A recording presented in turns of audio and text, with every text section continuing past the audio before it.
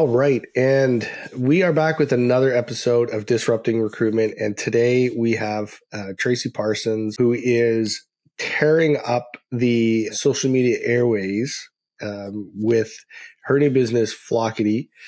So we're going to spend some time talking about that and what it is and the absolute amazing success that they are having with some clients. We'll get into a little bit of, attraction and conversion discussions. So Tracey, welcome to Disrupting Recruitment.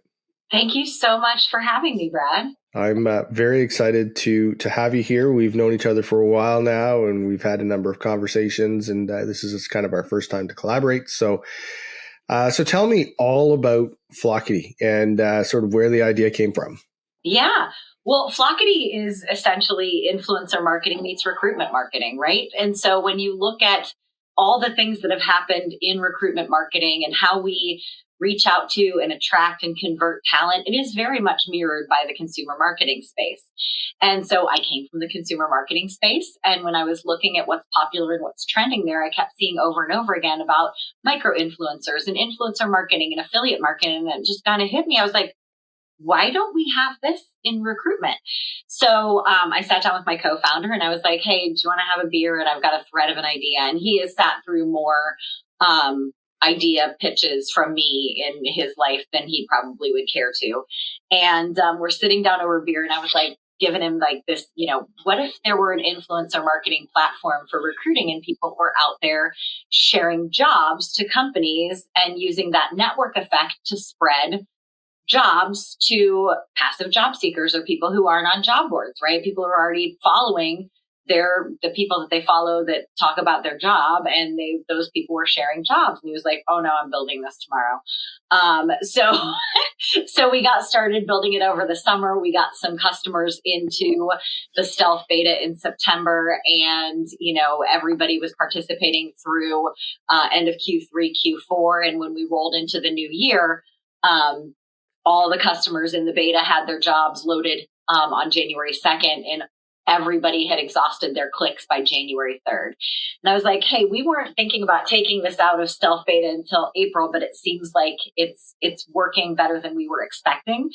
So maybe we roll out at the end of January. So we rolled out in January. We've had our first full quarter live, and it's going as expected, right? We are getting great conversion rates. We're driving a ton of traffic.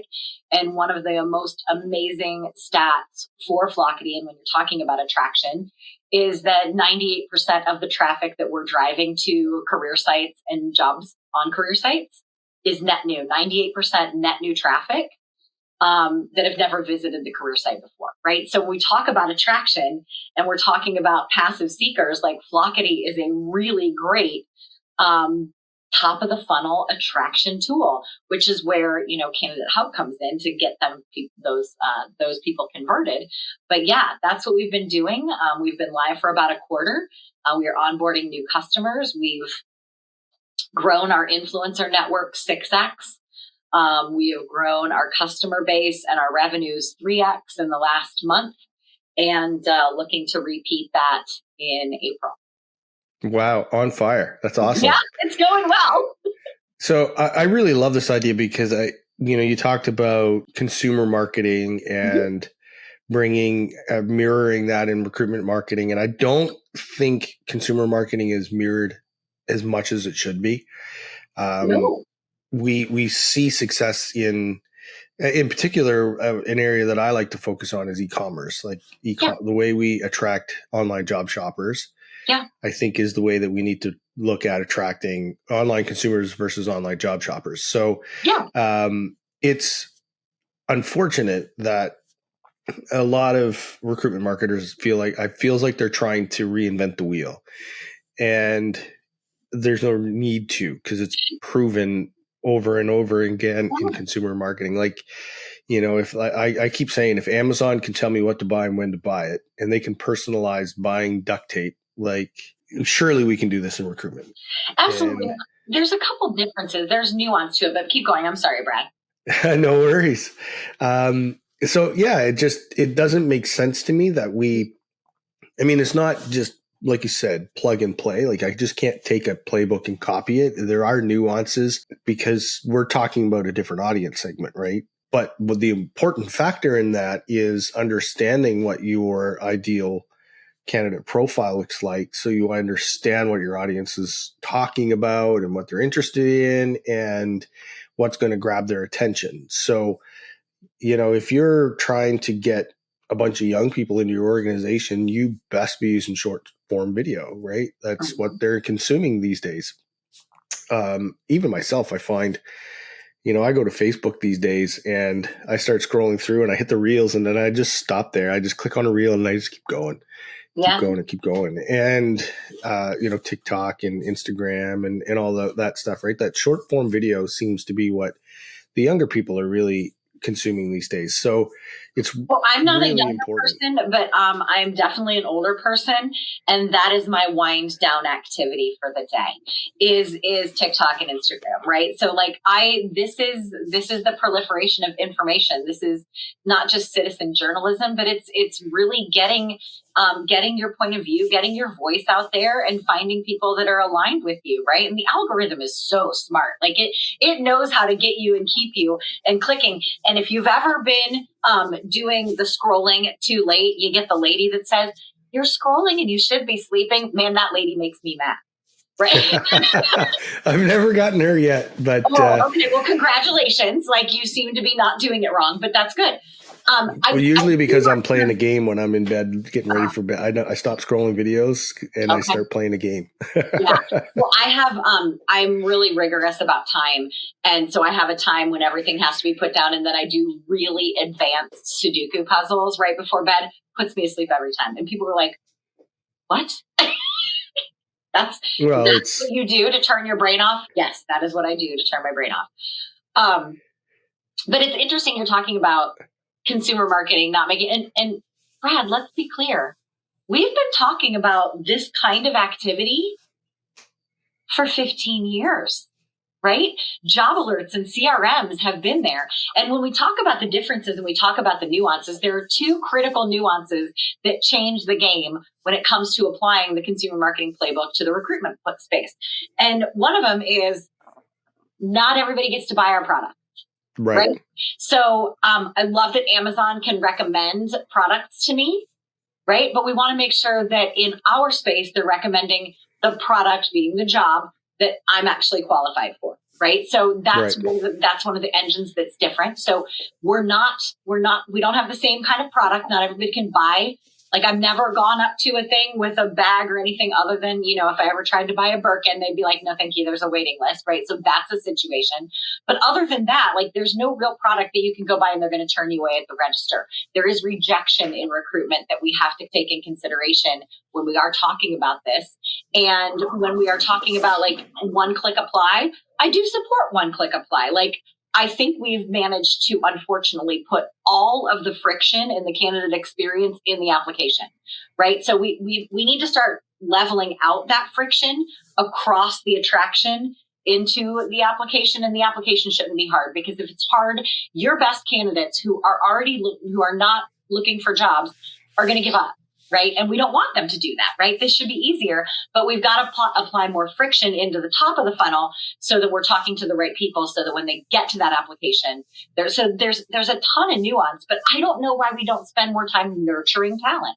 Right. So when I bring your career website net new people who have not thought of you as an employer, and they get there, you better have some semblance of a lead capture form so you can capture that lead, because they may not pull the trigger. Although we are seeing that Flockity clicks are converting 4 times higher than programmatic job board or programmatic advertising, which is awesome. Like, so we feel good about that. Well, that just makes sense. Right. They're talking to the right people for the right job, right? But once they get there, you need to have tools that if they're not ready to pull the trigger with you, like your tool, to start nurturing them and educating them and applying more friction in that education, right? So if you've got them on the hook, tell them what it's really like to work there. Tell them what your culture actually is. And please, for the love of God, don't just put your buzzwords in there. Tell them a story. Use that short form video. It's a great opportunity to use all of that content to nurture people who've never thought about you as an employer that come from Flockity to really getting into that consideration stage of the infinity loop or the funnel, whatever you believe in, so that they can, when they're ready, when the time is right, audience, audience, timing, and message. That is a marketing equation. So when the time is right, they think of you and they actually finish that application. Well, that's why one of our sort of taglines in Candidate Hub is where opportunity meets readiness. Yeah. Because it's about capturing that connection at the right time in the right place. Like I know I get job newsletters from some employers, and they send me a list on, no joke, like this is a major employer too. They send me a list of like 15 jobs in talent acquisition because I showed that I'm interested in talent acquisition. Yeah. Do you really do they expect me to go through and click each one of those jobs every time they send me that email twice a week and read? No, I don't. And I'm too lazy to unsubscribe. So I still get it. But same. But put an hour on your calendar once a month. It's called unsubscribe. And that's your unsubscribe time. That's a good idea.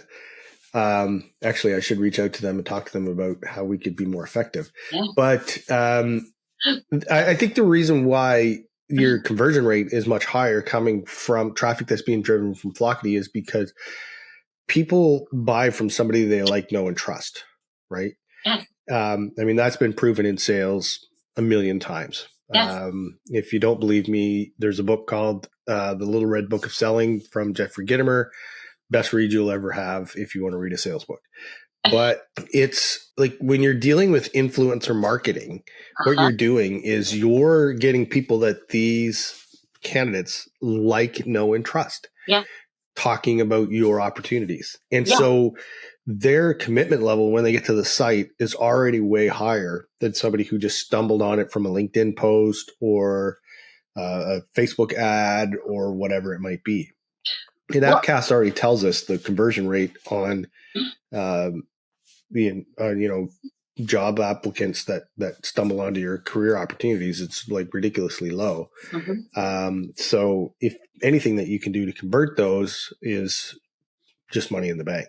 Yeah, it really is. And if you think about it, like I've said this for years, decades, and I'm not the person that coined this phrase. I don't know who is, because if I did, I would totally hat tip them. People believe people before they'll ever believe a brand, right? Think about your own scrolling habits, Brad. Like when you are looking at your reels, right, or your stories, and they sneak in a branded message, like it's that I get a lot of Dove body care.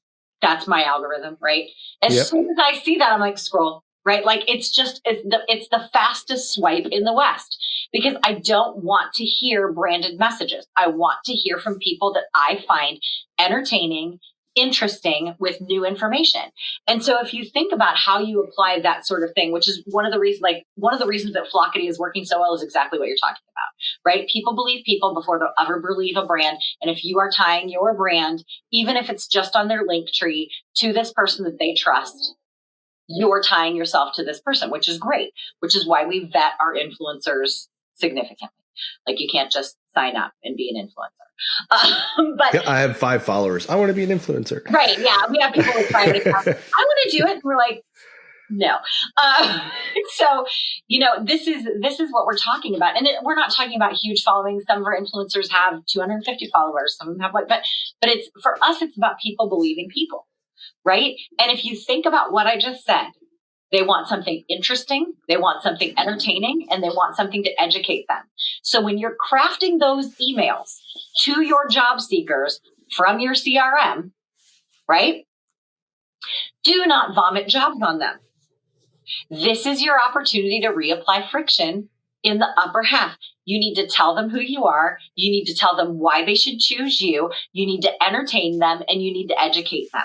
Right? You need to become a person that they trust, because I know my email inbox. I'm one of those inbox zero people. Like I've got 3-5 emails in my inbox and they're constantly in my face because there's something in those emails that I need to do. right? And if your brand has sent me an email that makes me feel like it's something that I need to do, or it's so educational, or there's a task for me, or it's interesting and it's going to make me better at my job, I'm going to keep it. And then your brand is going to be in front of my eyes 600,000 times a day. You're not going to get deleted. The greatest advancement in recruitment technology is here. If you haven't seen Shazam yet, do yourself a favor. Their cutting-edge recruitment website tech is making clients across the globe more successful online. Shazam has taken the recruitment industry by storm due to the opportunities it creates and the problems it solves. If you do anything this week for your business, make sure it's booking a time to check out Shazam. I had this conversation with James Ellis on podcast, and I love James too. He's been on the podcast a couple times now. My family, we're campers. We have trailers, like travel trailer, RV, whatever you want to call it. And so we're getting ready to buy a new one. We want to upgrade. So for us, it's same thing with buying cars and whatnot. It's about a 3-year process. We don't just wake up one morning and go, let's go buy a new trailer, right? We're going to walk on a lot and we're going to find a trailer and we're going to buy it. It doesn't work that way. And so on my Instagram reels and Facebook reels and stuff, there's a ton of RV content because I'm doing research on RVs, right? And I'm not getting hit with branded video of, Forest River or whatever other brands of RVs that might be out there. What I'm seeing is people doing tours of RVs. Yes. And talking about what they like about the RV and, oh, look at this bedroom and look at this storage and this is really cool. And, oh, I don't really like this part. And so I'm seeing all kinds of videos like that. And I'm really and so I'll see an RV and I'll be like, oh, I really like that one. And then maybe I'll go look at a dealer locally and see if they have it. And if they do, maybe I'll go look at it. But it's the same thing with advertising jobs, right? If all we're putting out is branded, worded descriptions of what we need, we're not going to convert as much as if we're telling stories about what life is like and doing a tour like that. One of the things I think that companies should be doing more often when they're reaching out, nurturing candidates, is talking about the challenges they're trying to face and trying to fix. And they don't have to put that on Facebook and they don't have to, you know what I mean? Don't advertise it to the world that we suck at sales, right? We need a sales leader who can fix our sales problem. Sure. Right? Or, we need a marketing leader that can fix our marketing issues. We don't want to say that to the world. It'd be like a coffee shop saying, maybe we should. But, well, there is value in it for sure. But definitely the people that we're nurturing and we're interested in talking to, we need to be telling them, right? Because if you are scrolling through your email and you see an email that says, we're hiring for a marketing director, you're more likely to just skip it than if you see an email going, we're looking for somebody who can solve this problem. And you look at it and you go, geez, I've solved that problem before. That's an interesting challenge. I'm kind of feeling like maybe I'm not challenged enough here lately. That would be fun. I'm more likely to go and try to tackle that challenge if I know what the problem is, as opposed to just, we have ping pong tables and we bring pizza in on Fridays. FYI, right? Nobody cares. I will tell you, my company works really hard to create a little bit of a work utopia, because that's some of the things that, in the consulting practice that we run, that we talk to companies about. If you want engaged, happy employees who come in every day feeling inspired, you need to treat them like adults. Yes. Right? So we have a lot of adult people that work with us. And we were just talking yesterday on the team call, everybody that works at my organization, there is not a single task that's beneath them, right? From top to bottom. There's not a single task that is beneath anybody on our team. And we will all jump in to help each other. This is how it operates. So our people are rewarded that way. We not only have unlimited PTO, we have a 4-day work week Nobody works on Friday. And if Friday is a productive day for you, pick a different day. Whatever day you work the hours that you work, get your shit done, have a good day. But not the unlimited PTOs. Like, I will approach a teammate and say, you have not left the office for like a couple months. You need to go somewhere, and I'll even bonus them for it. Like, I want to make this easy for you to step away. Right. And these are the stories that we want our employees to be told. Like, this isn't just something that we're putting a nice veneer on. Here's how it is operating in action, right? Like, this is not marketing speak. It is legitimately, this is how we operate, and this is how it's working in practice. Well, that's the same as like the RV video I was talking about, right? Yeah. So they go in and they say, look at this bedroom. It's got like this. So these are the things that I really like. And this is what attracted me to this RV. And these are some of the things that I don't like and how I get around them or whatever, right? But we tend to, it's important to talk about the good, but it's also important to talk about the not so good, because that's an opportunity for improvement. And nobody's perfect, right? No. I'm a big fan of unlimited PTO. You have to take it. It's something that we're going to do as we grow as an organization. But for me, it's unlimited PTO is more of everybody that comes into the organization gets a minimum of 3 weeks vacation that they have to take. Yes. You have to take it. Like, I don't care when you take it, where you take it, how you take it. We'll obviously, I don't want the whole department off at the same time, but other than that, we'll work around it. Yeah. So you take at least 3 weeks off, like, or we're gonna have a conversation. Right. But other than that, if you need time off, like, you know what I mean? I need to take an afternoon to go to my daughter's kindergarten graduation, or I need to go to the doctor or whatever. That I shouldn't have to take vacation days for that or whatever. Or if I want to leave early on a Friday or take Friday off for a long weekend or come back late on Monday, like, if I'm a big believer in buying results, not time. Yeah, time is. We are mission based. That's what we call it. And I fear we veered quite off topic. But then, but not really. But what I would say is, like, these are the stories that need to make it into your nurture strategy. Like, these are the things that you should be telling people to help you remain memorable. And you've got to tell them the good stuff, and you've got to tell them the bad stuff. Like, we have a really unique way of collecting feedback. Tell me what works for you and what would be even better if. Your even better ifs are what you learn from.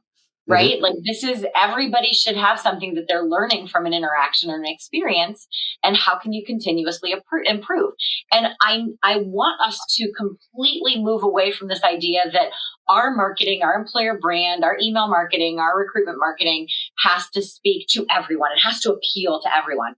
No, it doesn't. It has to appeal to the right people. And let's stop thinking about the right people of right now, a moment in time. Right? One of the things that just bums me out about the state of the union in recruitment marketing is that once somebody comes into your system, you never revisit them. Right? And this is the most insane thing that we do. You've paid so much good money to attract and get a lead and generate interest from that one person in this one snapshot in time, and you treat it like they're a flat piece of paper, like, oh, this is them today. Bye. They don't fit my needs today. I'm like, you know what? They might fit your needs next month. They might have different skills in 3 months. Why are you not keeping in touch with them? And why are you not spending all of your efforts to build relationships with candidates you've already paid money to attract? So I have had this conversation a number of times. And if you go back an episode or two, you'll see the episode that I did with Chad from Chad and Cheese about this.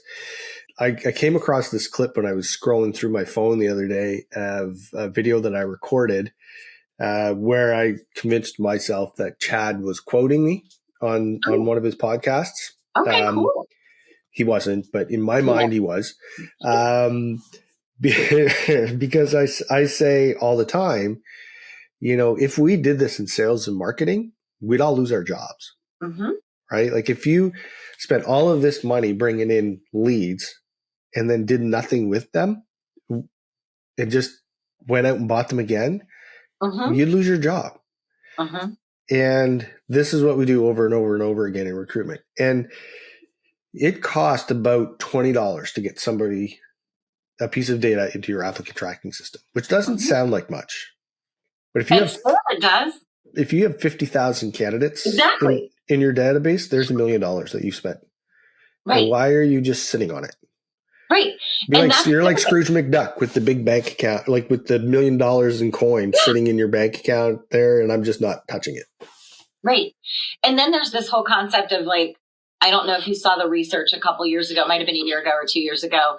A report came out from a major technology company that's like, we're running out of names in certain markets. We're running out of names. We're running out of new names, new talent, new people. We have run the well dry. In fact, our firm has done research for companies and they're like, okay, well, our factory employs 1,800 people. I'm like, the town's 2,400 people. Are you hiring children?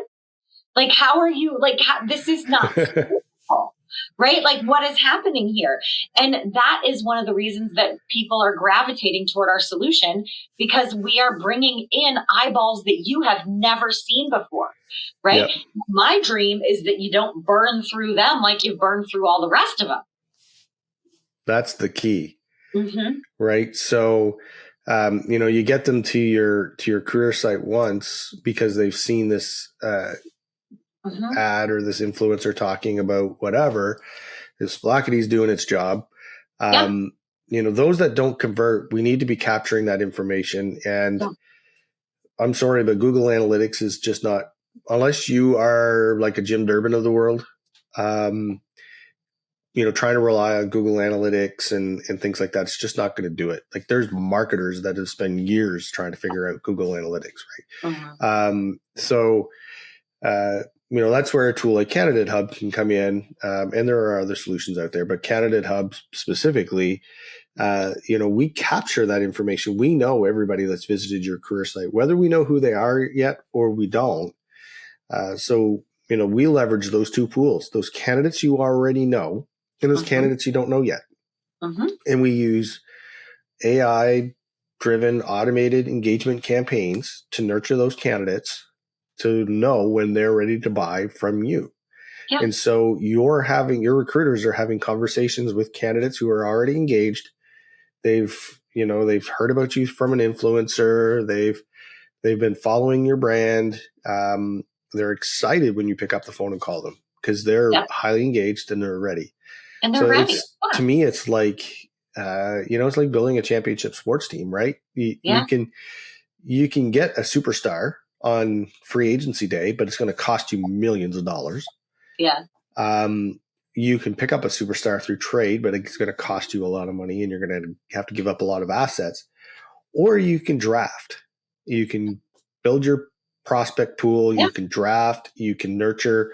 You can work those kids through the system until they're ready to get the call out. They're just sitting there waiting, going, when's the club going to call me up? When's the club going to call me up? Right. And what we're doing, like if we combine our two technologies, that's what that is. That's finding those draft picks and bringing them into our system, our nurturing engagement machine, and just staying in touch with them, not with crappy newsletters where I have to click on every job and see if there's something there that I like, but, inviting me to webinars or sharing the latest information on the new piece of tech or what we've been doing recently at work or challenges that we're facing, or, there's all kinds of different communications we can do. We can do it through multiple channels, but we need to be building up that talent pool and nurturing them and then working on all of those people that we don't know and converting them into people that we know.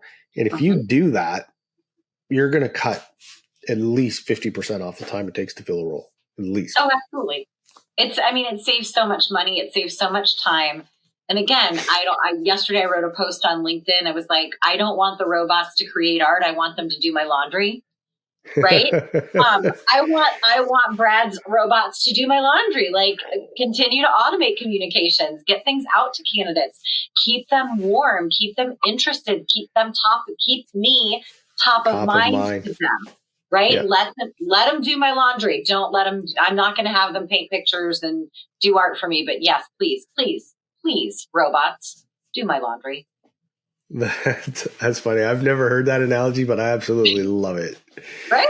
I was saying just a while ago, I have a client that told me today that since leveraging our platform, they've cut their job board spend by 95%.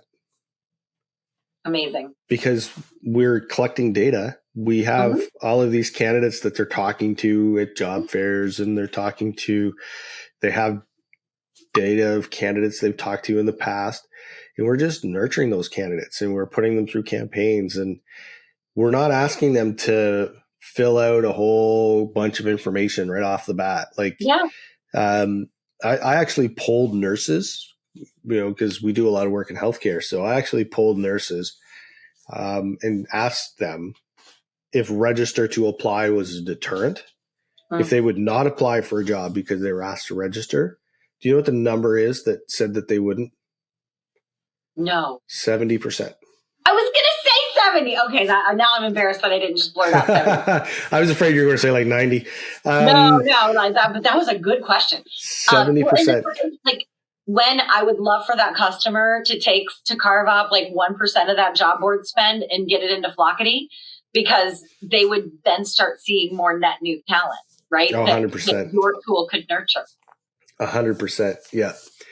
And it's crazy because like we said, we've got all of this data that we have. And you talked about easy apply, and there's value in easy apply. And I think where easy apply is mismanaged and misused is, I'm throwing a job on LinkedIn and I'm going to put easy apply so people can, I'll reduce the friction of people applying for the job. But it doesn't have to be that easy. That's a little bit too far. What we do with a lot of our clients is, we'll put out a form on a landing page. Have it on I have clients that have a QR code on their screensaver on their phone. And if they're talking to somebody and they're like, oh, you know what, that sounds like I'd love to hear more sometimes, like, oh, scan this QR code and just fill in your information. We'll reach out. Right. And then it's just like name, email address, phone number, areas you might be interested in. And then we send more emails and gather more information, and more emails and gather more information. So I'm not filling out this 20-minute application. I'm still filling out a 20-minute application, but I'm doing it over days and weeks, right? Yeah. And so, speed is important, and it'd be nice to have them all fill that out. But if we're nurturing them and gathering that information slowly, the speed comes from, I need to hire somebody today. I've got all of these people that have given me all this information, that are engaged, that are ready to go, that have seen content and have come to our site and have engaged with us. And now I just need to reach out to them and say, hey, we're looking for somebody to help us fill this challenge. Do you know anybody? Right. And they're going to go, yeah, me. Yeah. Or hey, Tracey, you've been engaging with us. We've been communicating. We have an opening that we think you'd be a great fit for. Are you interested in setting up time to talk about it? Now, all of a sudden it's like, it's like Disney's calling, right? Right. Yes. I mean, it's that kind of activity, right? People want to feel special. So if you were going to talk to somebody that's reaching out and interested in getting into this influencer marketing thing and going down the rabbit hole of capture and nurture, what piece of advice would you give them? Test. Just test. Right? It's everybody. It's really funny. When we were in the midst of the beta, I sat down with my team and I was like, we are all walking into this with a boatload of preconceived notions. You need to check them at the door. Yeah. Right? This has not been done. So we don't know what's going to happen, and we are going to trust the data, and we're going to trust what we learn and build from there. Right? and build from there. So you don't know what's going to work. And that's what everybody's like, oh, does it work for healthcare? Yeah, it does. It just takes a little longer to expend the clicks.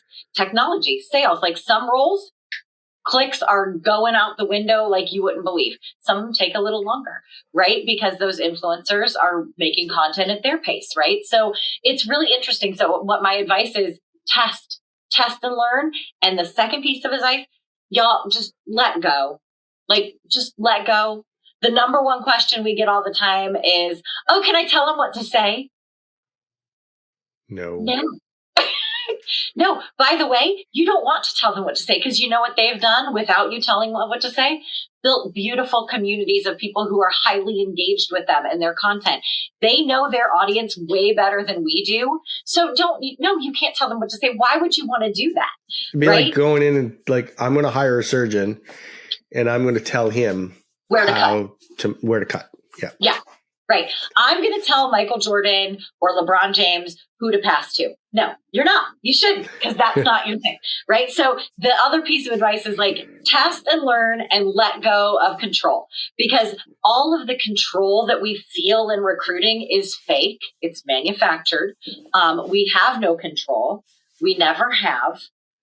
It's the illusion of control. So just let go of control and test. Yeah, 100%. And you have to do the same thing with all of your communication. Like when you're doing email communication, you should be A/B testing. And, if the communication didn't work, well, don't just totally abandon it. Try changing a little bit of something, or change the title, change the font, change a picture, change something, and you might start seeing results. Change the time it was sent. You have to test. You have to continually test and see what's working best, what's not working. But I like that suggestion of letting go is important, because let that shit go. We need to, as recruiters, we tend to hold on to the past way too much. And it's like, I need a new applicant tracking system, because this applicant tracking system, it just isn't cutting it for me. So then you go find a new piece of applicant tracking software, and what do? You try to make it work like the old one. Right. It's like, but my old one did this, but you didn't like your old one. Oh, I know, but you didn't like it. Yeah. Here's the thing. You didn't like it for a reason, and make that reason change. Yeah. It's really interesting, because that illusion of control that we all carry around with us is just, it's not real. And there is nothing, like, a lot of times in our world, we treat this as a very adversarial thing. Like, it's us against the candidates. No, it's not. You are all in the same. You all need each other. 100%. You guys need candidates to fill your recs, and your candidates need jobs so that they can achieve what they need to achieve. Right? This is stop with the war for talent. It's a symbiosis. Everybody, we all need each other. Nobody is in a power position. There is no such thing as a power position. Even in a shit labor market, I've seen this happen, like, in the last year. I'm like, we need them more than they need us. I'm like, okay. You keep going, because that'll change too. It's all cyclical and you're being silly. So maybe if we all just spent time being the person that we needed when we were a candidate. Yeah. Like, absolutely. Right? Remember when you were a candidate? It was terrible. Don't make it terrible. It's crazy. Like, you're scrolling through on LinkedIn or whatever, and it's a group of people complaining that they can't find candidates. And then it's a group of people complaining they can't find jobs. And it's like, how is this possible? How is this a world where this exists? It's like scrolling through Facebook Marketplace, and you see somebody saying for sale, one ladder. And then right underneath it, see somebody saying wanted, one ladder. It's like, you two need to talk. It's like, why aren't you two talking? But we see it so often. Like, I just can't find a job. I just can't find it. Because as recruiters, I feel like we've conditioned ourselves to look for ways to eliminate as fast as possible. Yes. And instead of looking at it as, this is a human being that could potentially add value to my organization, maybe not right now. Can they add value? Can they fill an immediate need? That should be our first question. Can they fill an immediate need? If not, can they fill potentially a future need? Yeah. And if not, then okay, they're not the right candidate for us. Correct. So let's not keep their data. There's no sense spending money for something we're never going to use, right? If they're not a fit, they're not a fit, and that's okay. But instead of like, I have a pile of resumes and I want to find as many that I can throw out as possible, as quickly as possible, is bullshit. I hope that's not true, but it is the perception. Well, that's what it feels like, right? Yeah. And I know that they're like, recruiters aren't consciously doing that. They're looking for people that they can, like, I have a mold of people that I want. But what they're doing when they're looking at it is, okay, this doesn't fit the mold. This doesn't fit the mold. This doesn't fit the mold. But I don't think we do enough of, okay, like I said, this person will fill this immediate need. This person could potentially fill this future need. We need to hang on to them, and we need to talk to them and nurture them and engage them because they might be a superstar in 2 years, right? I need a licensed engineer. This guy is not licensed yet. So what do we do now? We pretty much light his resume on fire and throw it in the garbage. Right. Nope, it's not licensed. But maybe he's getting his license next year. His license in 2 years. Or 1 and in year. 2 years, he might be tired of his job. Yeah. Right. So, that's, I think, the mindset that we need of, can this person add value to our organization today or tomorrow? And if they're not, then great. But if the answer to one of those two questions is yes, then we put them into one or two piles, like the pile of we're going to interview them, or the pile of we're going to nurture them for future use. And when you interview candidates, the ones that you don't hire need to then move to that future use category, and we need to nurture them and wait for the next time that we need them or the next time that they're ready. Yep. Anyway, we could go on and on about this. And honestly, I could go on and on. It's a natural phenomenon. Yes, I have a 4-year-old, so I know the words to "You're welcome." If you don't know it, YouTube it. It's crazy. All right, Tracey, thank you very much. I really appreciate you coming on. And like I said, we could talk about this for days, but I look forward to our next conversation. Absolutely. And thank you for the opportunity to talk a little bit more about Flockity and help the world understand that the job advertising space is evolving. It is evolving, and technologies like Flockity and Candidate Hub are the future of getting us to where we need to go. Yeah.